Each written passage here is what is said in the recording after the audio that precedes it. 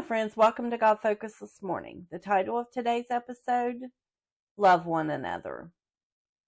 We're going to be covering 1 John 3:11 through 24, starting with verse 11. For this is the message that ye heard from the beginning, that we should love one another. The message of the gospel is to love one another. This is often misconstrued that we should embrace people's sin. We can love the sinner but hate the sin. That is what God does. He loves the sinner and hates sin. Verse 12. Not as Cain, who was of the wicked one, and slew his brother. And wherefore slew he him? Because his own works were evil, and his brother's righteous. Marvel not, my brethren, if the world hate you. We know that we have passed from death unto life, because we love the brethren. He that loveth not his brother abideth in death. Cain slew Abel because of jealousy and hatred. Abel was righteous and did what was good in the sight of God. Cain killed his brother because he chose the path of evil. This says that we know that we have passed from death unto life because we love the brethren. In other words, when we are in sin, we are spiritually dead. We do not really care about anyone but ourselves. When we become saved or have passed unto life, we have love for the people of God. Verse 15, Whosoever hateth his brother is a murderer, and ye know that no murderer hath eternal life abiding in him. God is so full of love that he considers hate equivalent to murder. The word says if we have hate in our hearts, God cannot be there because God is love. That doesn't mean that we cannot be attacked by the emotion that we feel might be hate. We can hate a person's ways and their actions, but still not hate them. If we hate them, we will want only bad for them and want to see them dead, knowing that in their evil state they will end up in hell. If we do not care about their soul, then God is not in us, and he cannot be within us.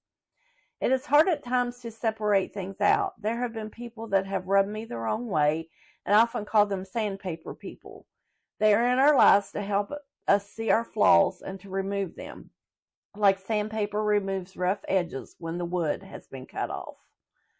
But when the enemy puts so much hurt and offense in you toward another person that you wish them dead, then it's time to do some serious praying, because your heart and soul needs to be repaired, and only God can help you.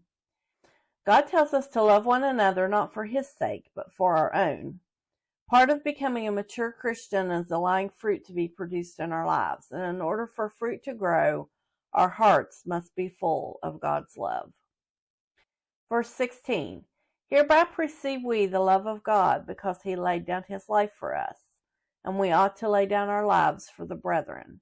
But whoso hath this world's goods, and seeth his brother have need, and shutteth up his bowels of compassion from him, how dwelleth the love of God in him? My little children, let us not love in word, neither in tongue, but in deed and in truth.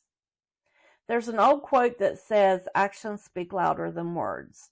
If we are truly children of God, we will love people. We will show kindness when we have no reason to show it. We will share the love of God with those around us, even the sandpaper people and those who are even worse than them. As children of the Most High King, we have a responsibility to the kingdom to be good ambassadors. People don't need judgmental attitudes from Bertha better-than-yous of this world. The love of God is not in them. They are miserable and want everyone else to be miserable. They are like the Pharisees of today, standing in the way of those who want to be close to God. Jesus didn't come to make us miserable, but to give us an abundant life. Letting our light shine is not an occasional thing, but an every minute of everyday thing. We shine the brightest when we are showing God's love to those who don't deserve it. Just as God showed us love when we didn't deserve it. Is it easy? No. But Jesus is with us and will give us the strength to walk a mile in someone else's shoes. Jesus used the story of the Good Samaritan to illustrate his point about how we are to treat one another. This story can be found in the book of Luke, chapter 10, verses 27 through 37. Ask yourself if there is someone that you are holding a grudge against. If there is, ask God to help you let it go. By doing this, you will find freedom for yourself. Thanks for watching. Until next time, be bold, be brave, and keep your God focus. Like, share, and subscribe for more encouragement. Have a wonderful day.